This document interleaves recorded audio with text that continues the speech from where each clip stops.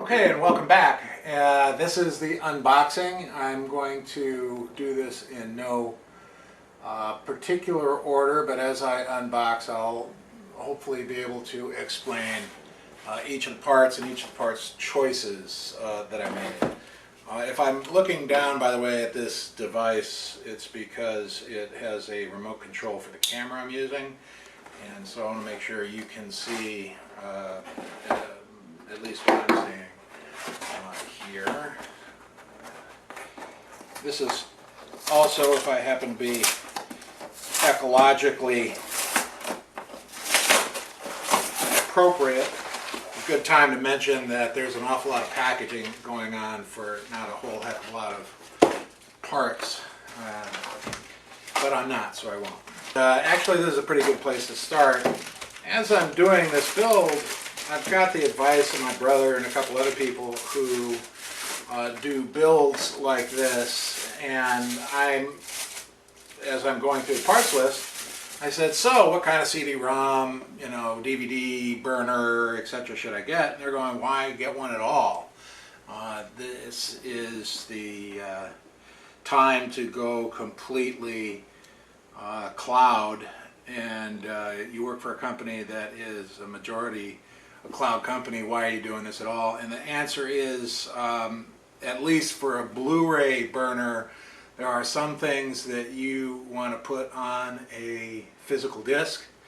I know it's not going to match the size of my hard drive, but I can store a lot of gigs of the important stuff with this, and sometimes SneakerNet is just the way to go. Spent a lot of time on this choice. This is a heatsink. Oh my god, it's bigger than I thought. This is going to be the heatsink for the CPU. There's an entire sub-industry about this. And did a lot of checking, a lot of reading, and I chose this one. It's basically an all-copper cooler with a very quiet fan. I'm extremely interested in having a quiet build. This time, it took me quite a while to get my existing i7 computer to not sound like a helicopter landing zone. It's a Zalman. It was rated very highly. People who bought it seemed to like it a lot. So these copper veins attached to these copper tubes that attach here. It's not liquid, it's just a copper, totally copper radiator, and then it's got this fan, which they promise is not going to be very loud at all, to push the heat.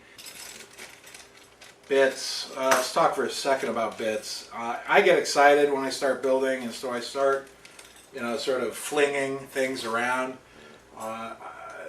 In the last few years, I've gotten a lot more organized about it because I'm tired of spending half an hour looking for something. So just word of caution. I'll get into that a little bit more later as well. So this is the motherboard. And I looked at Tom's Hardware, an Antec, when I was choosing the processor and the motherboard.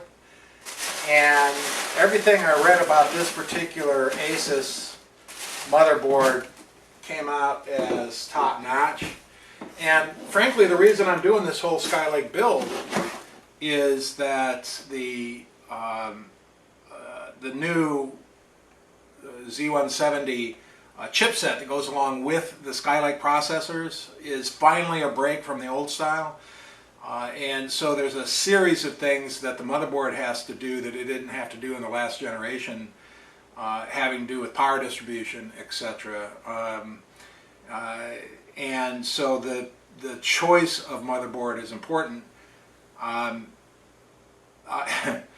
chose this one for two reasons. One is because it has a Wi-Fi transceiver built into it. And second is because it was the best they had, frankly, and it was rated very highly by an Antec and subsequently by a couple other reviewers. I spent a lot on this, 300 some odd dollars, which for a motherboard is a ton. But frankly, I'm going to keep this thing for years if my last build is any measure. So not sad to have done that. The key thing is that the Skylake is a LGA 1151 socket instead of an 1150 socket. So you are going to have to upgrade your motherboard to use the new processor. I did not buy it because of any games or anything that came with it. This is not a gaming motherboard by nature. It is an overclocker's dream, according to the reviewers. Oh, my favorite. This is my favorite part of this build. This is my hard drive. This little jewel here. It's a Samsung part, and it is an M2 spec. So from there, you're not going to be able to see it. But this is the bus on this side of it, and it's just a couple chips. And this is 512K. Excuse me, gig. That's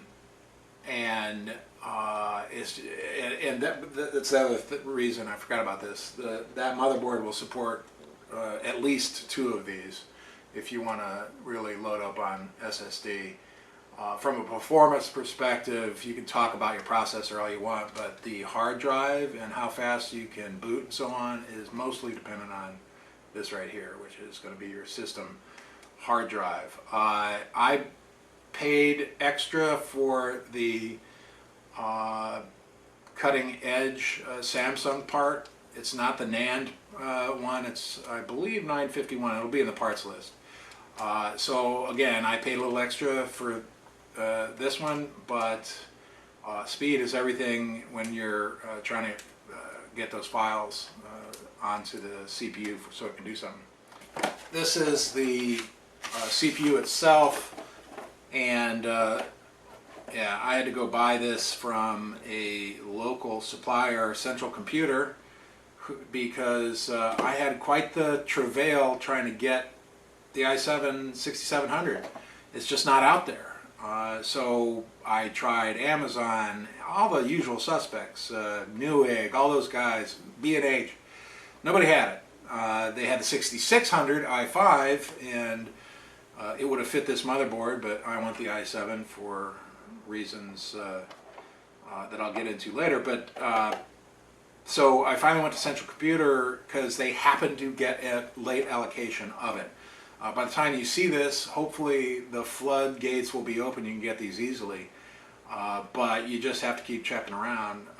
This was $379 or $380 really. The MSRP is closer to $350, and I think that's what Amazon's going to sell it for, $350 or $360. Again, happy to pay the premium to be able to get this build underway. So when we put the CPU into the box or onto the motherboard, you need this thermal paste stuff. We've been spoiled for the last few generations of Intel processors because they came with their own heat sinks, and they were pre-glued with this thermal paste. I chose because Amazon had a bunch of positive recommendations on the Arctic Silver 5, but it is the paste you put on top of the processor, and then the heatsink goes on top of that. So don't forget this. You'd think you can just plop the heatsink on top of the processor and that would be plenty of surface for cooling. It's not. I've actually made that mistake. Didn't kill my computer, but it did run uncomfortably hot. So thermal paste, don't forget it. Alright, so this is the Antec power supply I got. I'm going to have a subsection on the power supply and how I chose it and why I chose it. And finally, the biggest and least expensive, except for the thermal paste, of all the purchases was the box itself. I went with a box manufacturer instead of my usual Antec, which I love that company. But these guys are in the cooling business, the Thermalake folks. So I bought a Thermalake box. Now, we'll get into this in some detail later. But I bought a, not the fullest of the full-size cases, but it's pretty big, and you saw the size of that cooling element. Now I'm very happy I got the big box. I'm a little worried that even in the big box it won't fit, but we'll check that out later. At any rate, that's the unboxing and a brief explanation of the parts that I bought, and look forward to seeing you in the next section. Thanks.